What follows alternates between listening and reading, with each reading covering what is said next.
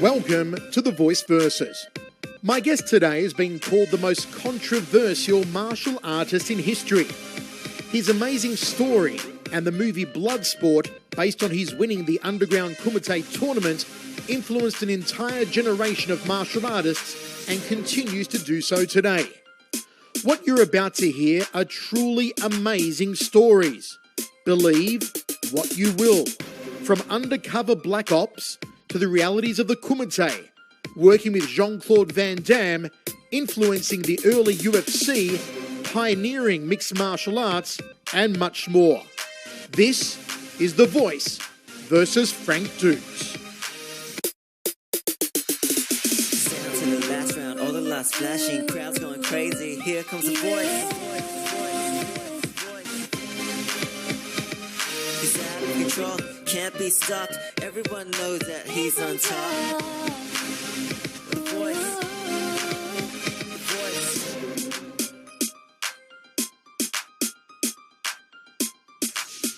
Frank Dux, welcome to The Voice Versus. It's an absolute pleasure. My pleasure. Just to clarify for our viewers, the reason you're wearing sunglasses, of course, is because due to the impact you took, the head trauma you took in your years of fighting, you suffered 2 brain tumours, and these days your eyes are very sensitive to light, correct? Correct. That's actually very astute of you. Let's talk a bit about Bloodsport up front. In an interview with Barbara Rich, when she asked how the movie Bloodsport has affected you personally, you said it's been a blessing and a curse. What did you mean by that? Well, it sets you up for a lot of people in life. Basically, they want to tear you down. Bruce Lee, I think, said it best. When you get on top, you become sort of like the game of King of the Mountain. And that's what it is. I mean, a lot of people, even though they're successful in life, it's not enough that they're successful. They have to see everybody else fail. And someone like myself, when I made so many firsts in my life. I was the first person, for example, to buck the system and fight in bicycle shorts that I customized that everybody's using today. I was the first person to win the Kumite as far as being a Caucasian. And Bloodsport, like I said, it set me up as a target, but at the same time, it allowed me to be have opportunities and open doors I would never, ever possibly have in my life, especially when it comes to helping other people. And that's where I look at it as a blessing. You mentioned Bruce Lee. Mm-hmm. Joseph Cinder, who was the advertising and publicity director for Warner Brothers between 1968 and 71, said in a July 2002 interview that Bruce Lee had heard how fast you were as a martial artist and wanted to meet you. Is that true back when you were a teenager? Did you ever hear back then of Bruce Ee knowing who you were and knowing how fast you were? Yeah, well, here's a funny story behind that. I didn't have money to pay for lessons. So I would go to Bill Riyasaki's school in Lancashire Boulevard, and I would go to the Chinese store next door, and I would actually work to get the broom and the pail and the cleaning supplies. Then I would go to Bill Riyasaki's school, and I would clean the windows and the sidewalk. Nothing ever spoken between us. And Bruce Lee would come in there, and they were friends. And Bill would watch me in the window, watch me work out. He would see me at tournaments. He would see what I was doing. And he would always nail Bruce about, you're not that quick, And then on top of that, here's the other thing. There's a lot of people tell this story where Bruce Lee beat Victor Moore in a contest of speed, okay? And it's actually the other way around. Vic beat Lee in that contest. So let me jump in there, Frank. Victor Moore, of course, a former USKA, PKA World Karate Champion. You fought Victor Moore in his heyday. He said that you were, and I quote Victor here, faster than all of us back then, including Bruce Lee. I told everyone this was the up-and-comer to watch. Correct. Absolutely. So you saw Bruce Lee train? I saw him as a kid, yeah. How fast was he, in your opinion? I mean, he was lightning fast, but I was kind of a freak of nature, and I ended up with an extraordinary amount of what called fast twitch muscle fiber. And so, I did a bet once with a guy where they actually had a snake and it latched at me, and I actually caught it. And I used to do the fish thing too. You see in Bloodsport. In fact, I did it here in Las Vegas one time. It was a funny story. I was in I think it was the Hilton. They had a koi pond or something. Some guy said, "Oh, I don't believe you're Frank Dux. If you're Frank Dux, get that fish." And I did, of course. And handed it to him. And of course, the manager wasn't too happy because I understand it was like a $4,000 fish. Tell me about your instructor Senzo Tanaka. I mean, in the movie Bloodsport, we see the character Frank Dux being pulled between bamboo trees, being hit repeatedly with a stick, being blindfolded, doing a tea ceremony. Some pretty intense training. Was any of that true? Absolutely. In fact, when I had a hold of Jean-Claude, I trained him for 3 months before we did the movie. And that scene where you see him being stretched, that's real. Really? That's real. People thought that was like all staged, but he actually did that to his credit. He actually got out there. They were stretching him. He was between those posts, and he actually pulls himself in and really does it. And that's one of the reasons I think it rang through, and you never saw that in the movie. Because if you look, there's no wiring in those days. There's no way to do it that way. We didn't have the, capability to digitally take things out. How true are the techniques that Jean-Claude uses in the movie to the techniques you actually use to win the kumite? Well, they're pretty correct, right down to like what happened with my eye. When I actually fought, a lot of guys use dit dao, and it'll come up in your sweat.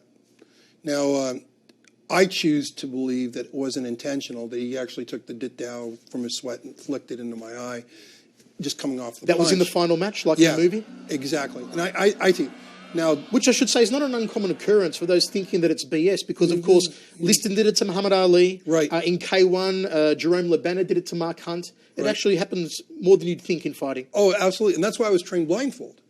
My instructor made sure I trained blindfold just for that reason, because you can't have your eyes taken away that quickly.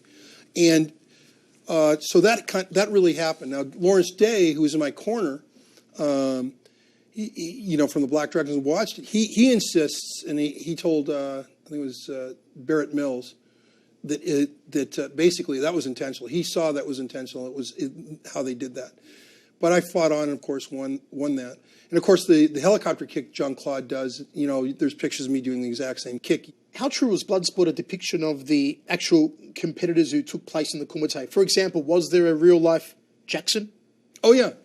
In fact, Jackson's actually a composite of two people. It was a composite of Kurt Peterson, who was a very famous Kyokushinkai black belt. He was actually pretty famous for, I think he was the one who broke Dolph Lundgren's jaw when they fought to go to the match, I think Masayama's match in Japan.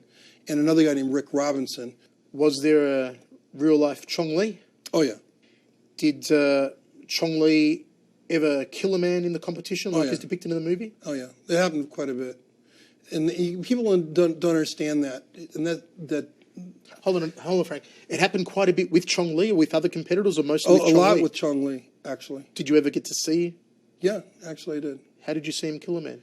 Well, it wasn't deliberate. Again, what happened was, you have to understand, that time we didn't, you had a concussion, you were told to man up. And these poor guys back then, very rarely Kumite fighters lived beyond the age of 30 to 40 years old. I was very lucky. I probably survived because I was known for very quick knockouts. And I really didn't take the abuse a lot of these guys did. But the majority of these guys, what they would do is, this is their bread and butter, and they were owned. Literally, the gym would own them. And a guy would he'd get knocked out, and he let's say on a Tuesday, and he's back Thursday fighting again. He might get knocked down Thursday, and he's back again. Guess what? Sunday, maybe he wins that match, and maybe wins 4 more. Then they put him in a kumite. He gets one hit, it's all over. How did you witness Chong Li kill someone? What technique was used? How did it come about?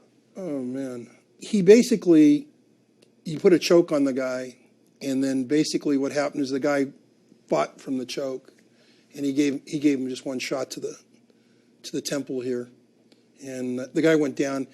He was out, but he didn't die in the ring. He died that later that night.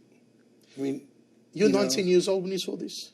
Yeah, I was 19. Did that scare you, knowing you're in a tournament where, I mean, you fought people like Victor Moore, but you've seen tournaments like in Long Beach where there's a lot of rules to it, and here you see a guy, this Chong Li guy, kill someone in front of you. You're 19 years old. Well, you got to remember, he didn't die in front of me. He died. But you would have gotten word that he died that night. Of course. And it was very different then. Our fights were different. We had a certain respect. You didn't fight for money then. You were certainly fighting for fame, because they weren't really publicized. It was all about really learning. It was all about taking your technique of your style and seeing if it really worked. It was really more of a contest of pride amongst martial arts. It was a very different mindset than the mindset today. You know, today most guys fight for a way to assert their manhood. It's sort of a rite of passage for them. Where in our day it was more along the lines of, no, I want to honor my instructor. I want to honor my ancestry. I want to honor my lineage for a lot of people. And that's why they got out there and did what they did. How did you defeat Chong Li? Whoa. Well, there's a number of ways. I think the best defeat I ever gave with Chong Li was... Hold on, you fought Chong Li more than once? Oh, yeah. Okay. Oh, yeah. Let's get specific, though, Frank. Your final match, Yeah. when you won the Kumite in the Bahamas, how did you specifically beat Chong Li? Did you knock him out with a kick, a punch? Did you choke him? How did you beat him? Did you make him say mate like in the movie? I made him say mate like in the movie. How? I was a really good grappler. I started off in jiu-jitsu. That's where I trained with Jack Secchi. And so once I knew I got him in that position, then it was all over. So I basically submitted him out. One of the most remembered parts of the film is obviously when the Frank Dux character does the dimmak, the death touch. Were you actually required to do that in real life to prove yourself? Did you perform a dimmak? Tell me about that. Oh, yeah. I've done it a number of times on television where I do the break the bottom, break, leave the top one attack. It's really a controlled kinetic energy break. Could you punch me now and I wouldn't feel the effect of it, but in a few hours' time I would drop dead? Oh, yeah. Oh, yeah. Well, you'd be in a hospital, let's put it that way. It'd probably be your heart valve coming loose. Wow. What about the quarter snatching trick we see in Bloodsport? Real? Very real. In fact, I was inspired to do that by hearing about Bruce Lee doing it. And so he would do the same thing, and I learned to do it. And I'm happy to do it for you if you want. Really? Really. Do it right now. Okay, I've got a quarter here. All right. So I'm placing it in my hand. Right. Now the aim is for me to close my hand before you can snatch the quarter. Right. Just open your hand. You ready? Quick. Do it again.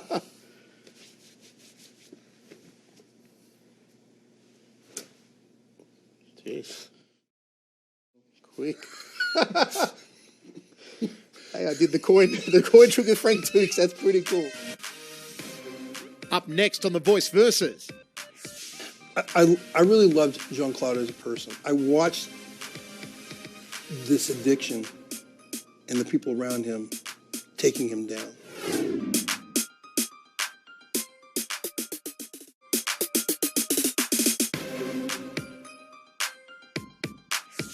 Let's talk about someone else. Yeah. Let's talk about Jean-Claude Van Damme and your relationship with Jean-Claude. You did train with him for 3 months in preparation for Bloodsport. Yeah. When you first started training with Jean-Claude, what level of martial artist was he, and what were you able to accomplish with him in those 3 months? He was very stiff. He was from a Shotokan background. That was obvious. He did some kickboxing. He was, at the same time, he had a plus. He did ballet, very stretched. He approached it from a dancer's point of view, and he was learning the movements from a dancer doing choreography. Now, that's not to take anything away from him. I can tell you when I trained him, he could fight.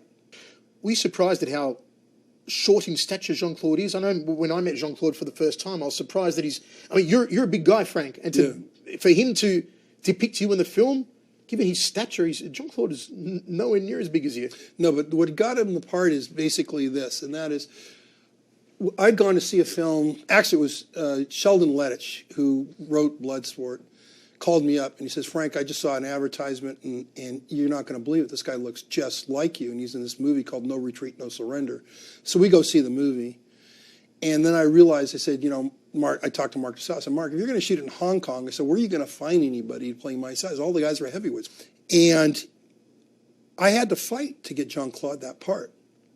And that was part of the deal. Okay, he trains with you for 3 months to look like you, and I said, look, I can make him look fantastic. But what really makes Bloodsport come alive is people go back and they see that film over and over again because of the reality of it. They recognize the reality in the choreography. And that's not something that's easily duplicated. I think a lot of people take it for granted. That's why Bloodsport 2 never went anywhere. It doesn't have my style of choreography. Same thing with Jean-Claude. When I stopped doing his choreography, where did it go? You once said that Jean-Claude was industrious in the early days, but then got caught up in the Hollywood lifestyle and it destroyed him. Do you still believe that? Absolutely. I mean, I remember you couldn't give him an aspirin, all right? He was totally against steroids. He was just a hardworking kid. He just affable, he couldn't believe. But the people he started to surround himself with just started pumping him up, and he became a victim of, I honestly believe he became a victim of too many temptations, opportunity. In 1988, you sued Jean-Claude. Now, you were friends with Jean-Claude. You were even dating his sister-in-law. Yeah, I loved Denise. So what were the circumstances that led you to sue Jean-Claude? Oh, gosh. I really loved Jean-Claude as a person. I watched I watched this addiction and the people around him taking him down.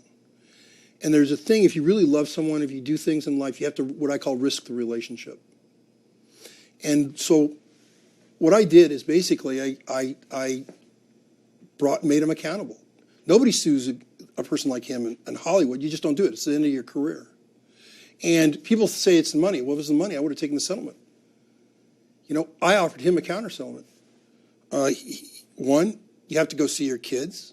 Two, you have to go through complete a drug addiction program. That was my thing for him. People don't ever talk about that part. And I think that's because the attorneys actually hid that from him on both sides, because they're after the money. You were actually suing him, though, to do with the quest? To the quest. Basically what happened is I wrote the quest with a guy named Ed Kamara. Sheldon Ledge comes in afterwards along with these other guys. They basically take my whole script, paraphrase it. You know, instead of like I had a balloon, they put in blimp, or, you know, bar, saloon. That's how ridiculous it got. They took an A script that would have been a really serious film for Jean-Claude and literally turned it into this, you know, let's make a quick buck, you know, prepay kind of deal for the producers. So here I wrote this thing, and the next thing you know, my name's not on it. I was supposed to choreograph it. I'm not doing it. I'll never forget it. I was on the stand, and I was talking about the money, and I started crying because it wasn't the money. It was really about, here's my friend, and he couldn't stay in the courtroom after that. The judge let him out of the courtroom, and I think he did a tremendous disservice, because all I was asking is like, who goes to court and says to the other guy, just go to counseling? That's all I want you to do. This is over. Done. And it didn't happen. You understand what I'm saying? Yeah. And I'm bringing this all up not because of like, poor woe's me. I don't want anybody to think that. I want them to understand how hard a battle it was for me with all the evidence on my side. I mean, I wrote the script. That's, you know, it's there. It's done. What was Jean-Claude going up against? That's what I want people to understand. You know, a lot of people are really quick to condemn the guy. They're really quick to say, oh, you know, he's this, that. He didn't have a chance. I mean, I really, my heart goes out to him. It really does, because I really saw a guy come to Hollywood with dreams, sell it all, put his heart into it, and then I watched this thing eat him up, and some real evil people, you know, just take it. And I'm a fighter. I'm going to fight. You know? And I fought a battle I know I couldn't win. You want to condemn me for that? Go ahead. But at least, hey, I keep my integrity. You know, you take an attitude if you're a true martial artist. And the attitude isn't about whether you're going to win the battle or not. It's about how you live your life. You define your life by the way you live it. And it's a practice the samurai call Mushin, dead or ready. And I've always had that attitude. And that's probably why you asked me a question earlier. I was afraid in all this. Yeah, but I also was trained by some of the greatest guys in the world, Tanaka for one, who instilled that in me. You know, and that's something that's missing in these MMA guys. They go out and it's all a lot of times it's all about ego. You know, and that'll kill you. That's the predator of all relationships, all things. Coming up on The Voice Versus. They basically looked at me as cannon fodder. They all thought, you know, the Orientals who brought me over thought, there's just no way. The guy has no real lineage. He, you know, how is this guy going to beat us?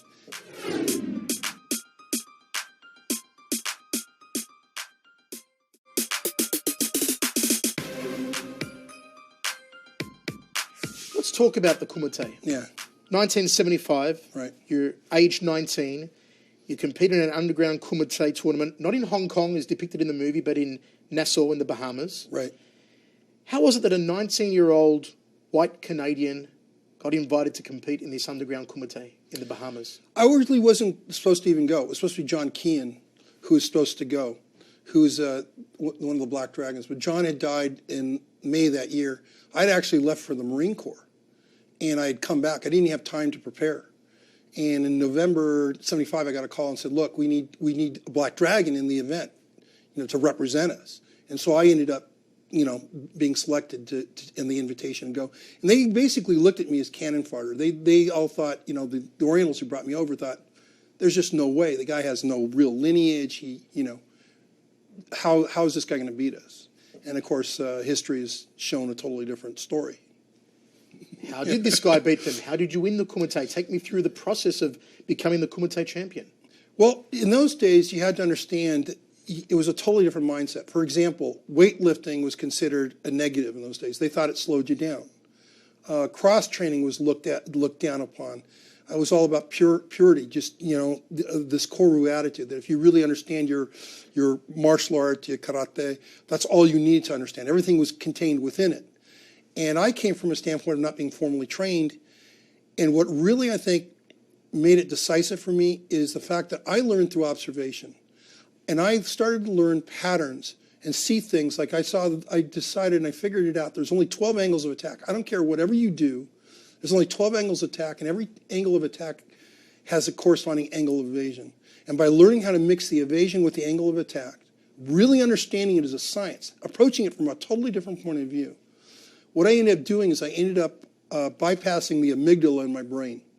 So where the amygdala is where you have hesitancy, where fear kind of breaks in. And I started making everything more about autonomic reactions. For example, if someone knocks a cup off the table, people automatically go boom. They don't think about catch the cup, right? They do it. It's the same reaction, and that became key to me winning, because all of a sudden I was faster than the guys. So I got to the point where I could read my opponent, and I read him so well. I could go into the ring. I did this with Bob Sapp, for example. I walked in the Bob Sapp fight in Tacoma. I predicted 57 seconds the guy's going to go down. He went down in 56. I did it for a show, for the documentary Put Up Your Dukes, for example.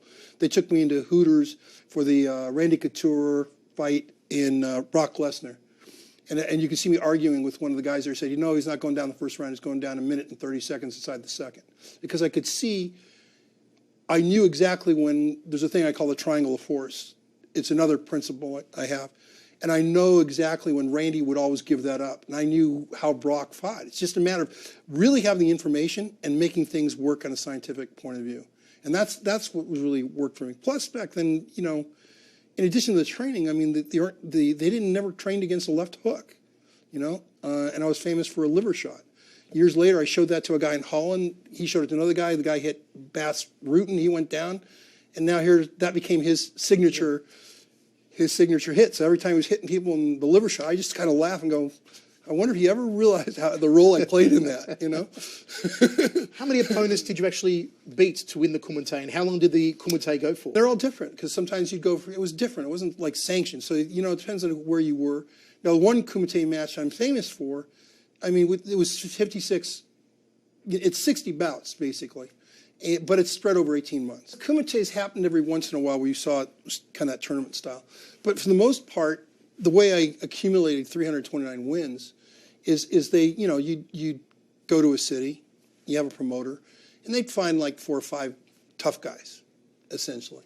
And you'd fight them. It's more like what you see Kimbo Slice. You see this backyard fights he used to have? Backyard fight. That's basically what it was. And that's how I accumulated so many wins. And then a lot of these guys, they didn't really have a chance against me. Honestly, and again, you have to understand, I'm growing up in an age where you have no information. Guys never saw, some of the maneuvers I was using. It's almost like the early days of the UFC. People weren't prepared for the grappling. They were a victim of it. Yeah. They were totally taken down, and that's what the Gracies were betting on. that lack of information. But as what happened as time went on, more people got into the grappling, they became more rounded, whole different fight culture. Up next on The Voice Versus. Do you think that the UFC, which was established in 1993, was inspired in the large part by your accomplishments? I know it was.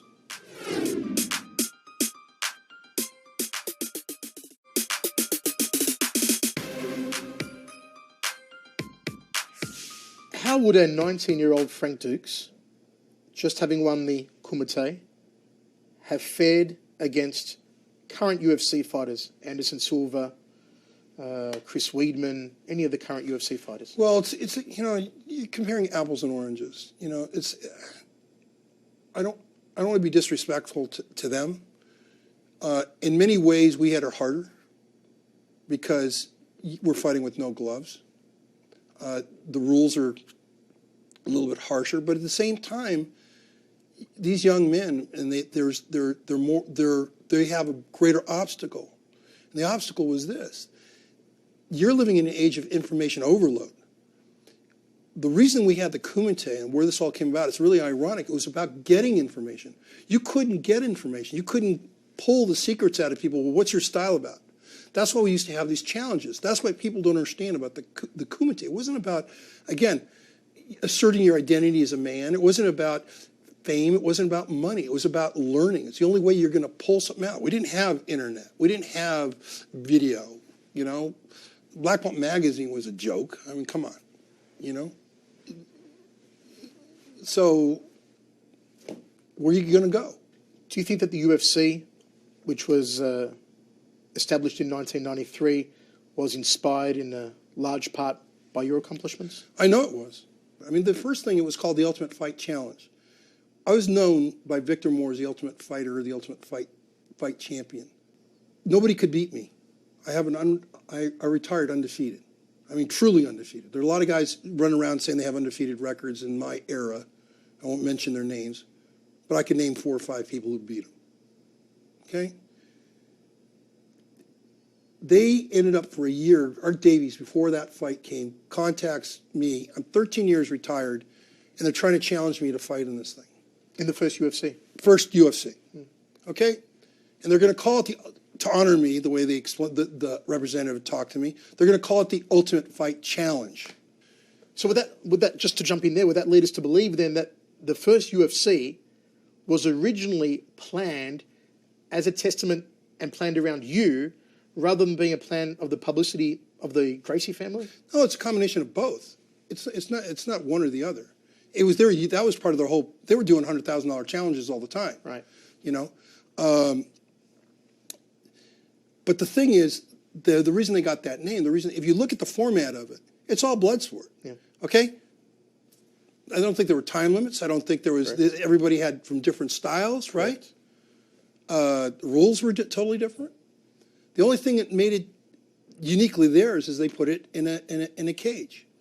And the appeal of it was, because it was a cage like that, they were trying to market it sort of like wrestling. And so they were doing this Mau thing. And for a year, I had a guy, I won't mention his name, but for a year, this guy is doing this Mau thing to the point I had to get a restraining order on him, trying to get me in this fight. Finally go to the Draka Martial Art Festival. He does this whole wrestling Mau thing, gets a crowd around, let's fight. I finally said, look, if you really feel that way, there's a challenge, and we're going to take it right now, do it now. The man you're talking about is Zane Frazier. Yeah. Of course. Yeah. It was at the Century City Plaza Hotel in Los Angeles, 1994. Go on. Correct. Actually, it was 1993. They twist that date intentionally, by the way. Okay. Because that would make sense, 93 before the UFC, just before the birth of UFC. That's right. And that's why they try to say it's 94. It's 1993. Okay. And it's 3 to 6 months before that fight took place. So tell me what happened that day, 1993, you and Zane Frazier. It was really one of those WWE moments. I mean, you had to be there. Even the crowd started laughing at him at that point. He had to walk off. He comes back 20 minutes later, and I'm signing an autograph for this kid at the booth, and when we're just setting up. And Zane knows I'm blind out of this eye because of my injuries. And I hear my voice called out. Just as I turn, He hits me, clocks me with brass knuckles, hoping to drop me, and so he could say, "We knocked me out." Brass knuckles? Brass knuckles. And there's a medical report to prove it. You can even see 4 indentations, square indentations in my head, including to the skull. Now, for a year, I told you this guy's hounding me. And lo and behold, I got him contained. I got him on the ground. I locked him up. I'm just getting ready to put a triangle choke on him. And all of a sudden, I'm kicked in the back of the head. And next thing you know, I've got 5 other guys jumping in on me. And now I'm fighting him and 5 other guys. And they're UFC guys. By myself, 13 years retired, right? Wow.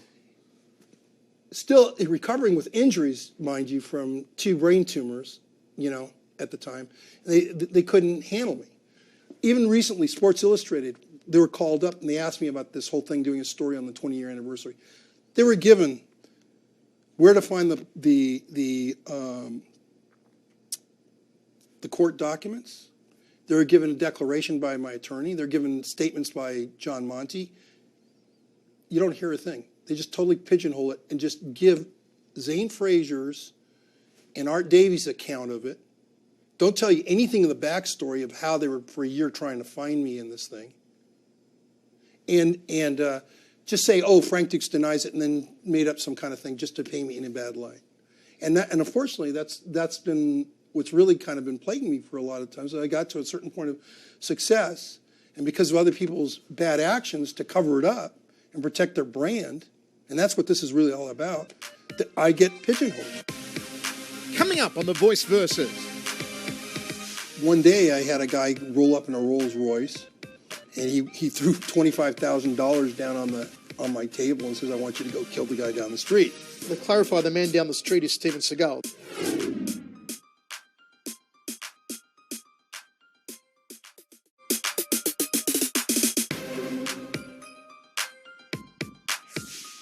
Frank, let's talk some of your espionage work. You never claimed to be a card-carrying CIA member. Yeah, correct. But you did covert work for the CIA during a time when America, as you say, was involved in 5 secret wars. What wars were they, and how did you become involved with the CIA? Well, first of all, I didn't work for the CIA, and I want to make this real clear, okay? Any involvement I had with them was tangentially by dealing with people who were in the agency, like William Casey. But the person I actually worked with was Robert Ames Mayhew. And Mayhew, for those who don't know history, he was the alter ego to Howard Hughes' empire. He also was involved in the planning of the Bay of Pigs. He was the station chief for the FBI of Seattle, Washington. I really fell under the order. My chain of command was actually the National Command Authority, which went to the president. And my job was really more of internal affairs at one point, where it was really just looking into making sure guys weren't using the color of authority in what they were doing. And then later on, as I did that, I found out of a plot, if you would, to take us to war with Iran and Iraq, which happened under the guise of weapons of mass destruction. That was in my book. While we're talking about your book, I have it here, and I actually read it in 2 days. It reads like a Bourne novel, a Ludlum novel. It's incredible. But I do want to ask, you wrote the book while on your deathbed. Well, does it mean that maybe you embellished any of the stories, knowing that you probably weren't going to be alive to see it get published? Well, no. Here, first of all, I want to make something very clear. Okay, the book was assembled by a guy named Scott Davison from my notes. I was very ill at the time. I kind of lost my voice in it, if you will. There were so many editors involved in the process. It was like too many, cooks in the kitchen. But the book was very powerful. I mean, the CIA came out and gave a formal, denial. Hadn't done that since... Which is the only time that's happened. Yep. 20 book. Yeah. A lot of great stories in the book. A lot of crazy stories in the book. Part of the book, you talk about your dealings with a Serbian outlaw named Ljubo Magas. Yeah. You wrote, and I quote again, "He had seen me fight under circumstances in which savagery was necessary for survival." Can you describe one of these incidents of savagery in your fighting that Ljubo Magas might have seen? we fought in an ice rink, and I remember pounding a guy's head into the ice. So he was just so big and so strong that I literally cracked his head open just because it was allowed. It was you got to understand, it's a different era. Who was Vojo Goric? Oh, Vojo, I love Vojo. Tell me about him. Probably the most fierce man I ever met in my life. What made him so fierce? He was an anomaly. I mean, Vojo was the guy, if you ever see the movie Rambo 2, okay, he's the guy who Sly Stallone fights in the helicopter, okay? What people don't know about that fight scene is Vojo was yelling at Stallone, hit me, what are you, a girl? Hit me. Because he didn't understand you could pull punches in the movies. He was expecting him to really hit him, so he would hit Sly, you know? These are characters you met doing espionage work overseas. Yeah, well, yeah. Who was Fedor Duchovny? That was me. That was me. An alias of yours? Yeah. You ever killed a man? It's not a question I care to answer. Let's put it this way, it's not a very civilized question. When I interviewed Steven Seagal for this show, Yeah. speaking to him the night before the interview, and he said there were several things he didn't want to be asked about, and one of them was his covert work for the CIA. Mm-hmm. From your dealings with people in the CIA, do you believe there's any truth that Steven Seagal was involved in covert operations for the CIA? Well, I do know for a fact a couple of guys who actually worked with Steven, but not in the way that I think people portray it. Steven's a very real guy. And I get upset when people try to paint him a certain way. For example, there's a reason the guy runs around with tote bags full of guns and his things. He lived a certain life. He mixed with the wrong people. I mean, he deserves to be able to have those kind of weapons at his fingertips. Because, you have to get permission to do that. You can't just walk around with that, obviously. No, these threats are very real. I got on really well with Steven. He was a fantastic guy, polite to me, and I'm intrigued. How did you first come to meet Steven Seagal? Well, we had schools competing with each other, actually, down the street from each other. But one day I had a guy roll up in a Rolls Royce, and he threw $25,000 down on my table and says, "I want you to go kill the guy down the street." I understand you. He knew me from. This guy knew me as an operator. He didn't know me as a martial artist. He knew me. He thought, because I had worked undercover, he knew my undercover identity. To clarify, the man down the street is Steven Seagal. This guy wanted you to take out Steven Seagal. Take out Steven Seagal. So first thing I did is check with my handler how to handle the situation. I said, well, immediately go over there and warn the guy. He says, well, just keep it that way and just turn down the money. You know what I mean? And I ended up rolling over there. It was me and a guy named Bear Trap Smith. And Bear Trap was a student of mine, and you have to understand, ex-Green Beret, who was one of Elvis Presley's bodyguards. He's the one who went to jail for hitting a guy with a pistol. And I mean, the guy was close to almost 500 pounds. I mean, he was a beast. Steven wasn't sure if I was there to hurt him or not because he took a look at Bear Trap. Yeah. You know what I mean? Yeah. And I only brought Bear Trap because he was there, because he had witnessed it. So I didn't want him to think I was making something up. I said, look, you need to take some precautions. And so he said, he shook my hand. He said, not too many people have the balls to turn down the money and to come see me. I mean, because you always put yourself in the line of fire here. I go, hey, man, it's the right thing to do, And we had a mutual respect from that day on. In 1993, you were diagnosed with a brain tumor. By 1994, as a result of complications of brain surgery and spinal meningitis, you were left comatose on your deathbed, given a 1 out of 10,000 chance of survival. Did your fight career or any of the situations you came across in your espionage work more so contribute to that condition? All of the above. All of it. I had the fight career initially created the injury. But it was being exposed to nerve toxins or special toxins that actually exacerbated it. Mm-hmm. In an interview, you once said, and I quote again, this is you talking about the Kumite in the Bahamas. My involvement in that tournament was part of a plan launched in 1975 to infiltrate the criminal organizations that organized the fights. It wasn't planned per se. It was just, I was moving in those circles. That's one of the reasons why I was recruited. people don't understand the whole martial art industry, especially back in those days. I mean, they ran hand in hand with the criminal enterprises. I mean, if you're learning Hung Gar Kung Fu, it was Tong who taught it. And so if you're moving that kind of circle, you're going to get approached by people who are trying to gather intelligence for a living. And so, yeah, I was asked to go look into things, and that's how I ended up getting sucked into this world. Up next on The Voice Versus. I started to realize what it was all about. And it was really about, manipulation of perception, racketeering, and racism in the martial arts. It's one of the reasons I'm writing a book. It's called Ninjas Are Bullshit.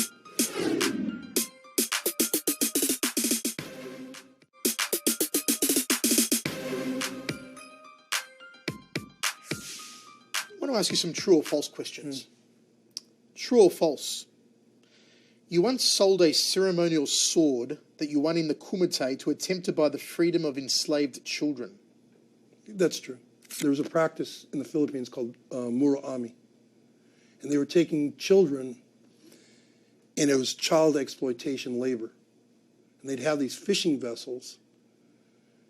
And what happened is the parents would sign the kids in thinking they would come back at the end of the year making $1.25, a day. $400 is a good annual salary in that part of the world, but they're charging them $3 a day to live. So the kids are indentured slaves at the end of it because parents can't read what they signed. And here's the thing that broke my heart. No sooner I get these kids out of the contract, and I'm talking like almost a shipload, that ship is refilled that quick. And here I am trying to bring attention to this thing, and I don't have words to say with this journalist for trivializing this thing and playing it out.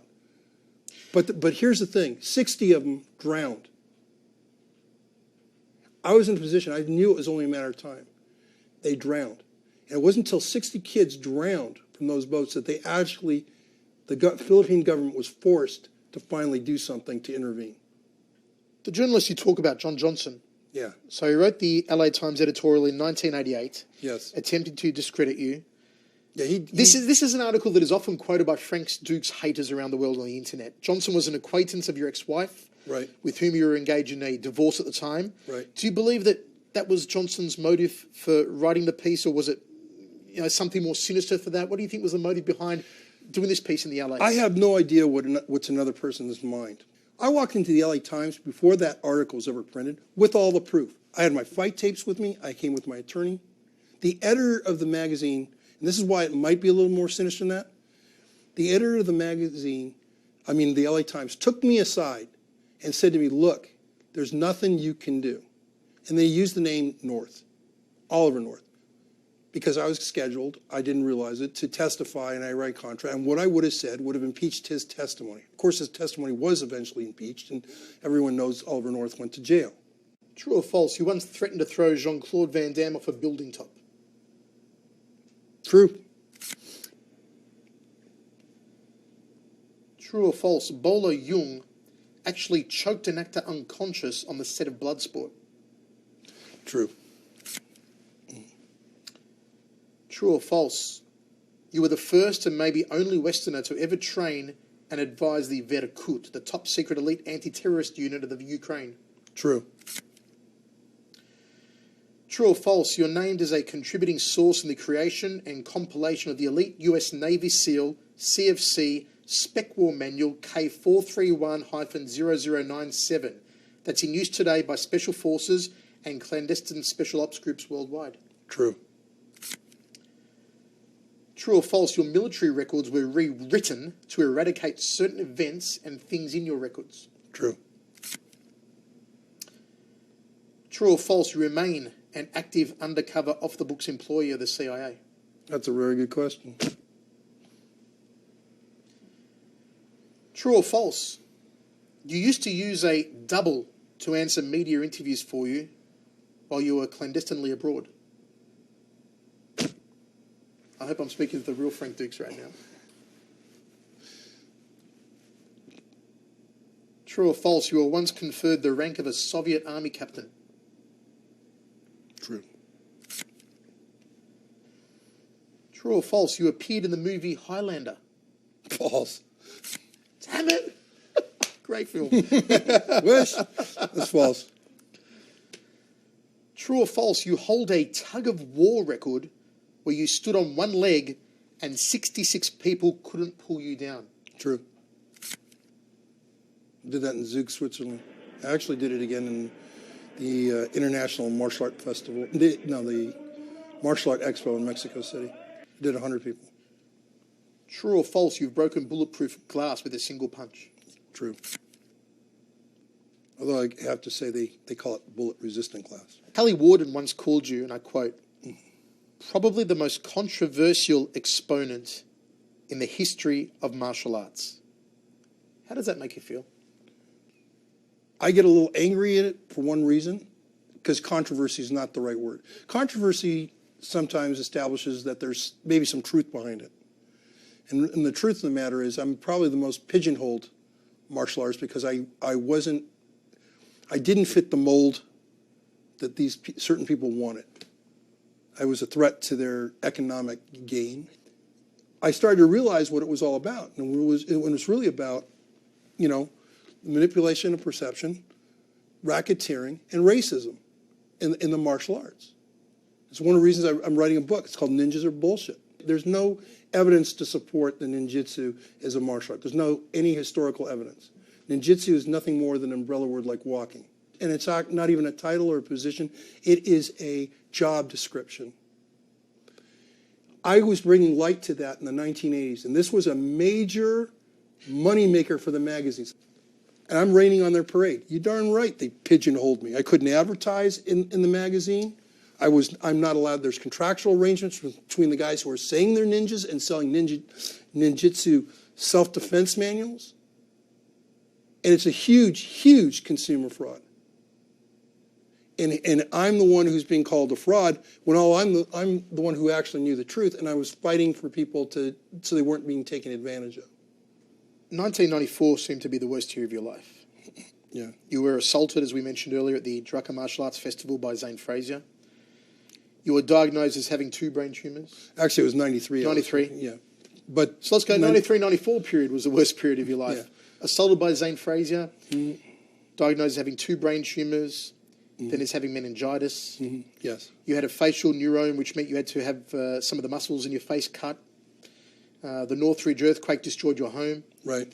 You ended up in a coma. Your wife left you. Yeah. I don't think I've heard of anyone having a worse year than you did between 93 and 94. How do you get through something like that?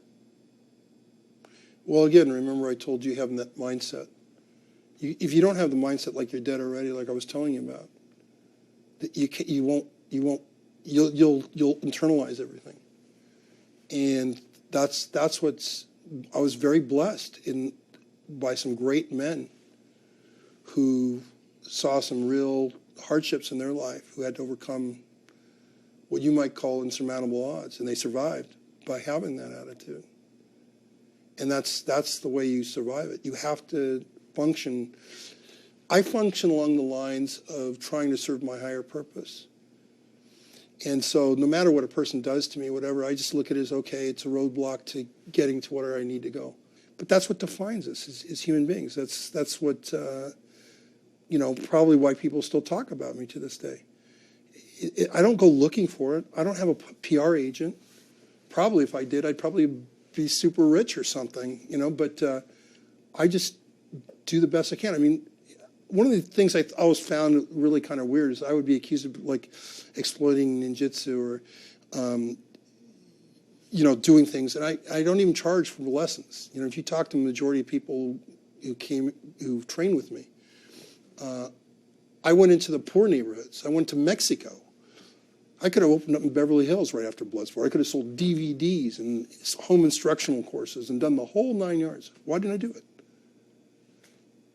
Because I was really focused on my higher purpose. I was really focused on something else. And when you do that, that's richness. That's real richness. And that's why I've been able, many times in my life, to face death straight away. I had a very blessed life because I grew up in an era, and I feel sorry for these guys, but I grew up in the Valley of the Champions, where the greatest martial art legends of all time, and I don't will ever see that in history again, because there was no internet and stuff. They all gathered. I mean, if you can imagine this, within a 5-mile radius, you had 20, 30 world champions, all bigger than life. And I'm growing up with this. And I'm going from school to school to school and being able to watch them and hear them and see things that they didn't even see in themselves and be able to put that together and form my own style. You know, how can you top that? Frank Dux, thank you for joining me on The Voice Versus. It's been an absolute pleasure. My pleasure. Thank you. To the last round, all the lights flashing, crowds going crazy. Here comes the voice. He's out of control, can't be stopped. Everyone knows that he's on top. The voice. Everybody listen up, can you feel the beat? Yeah. Can you hear it?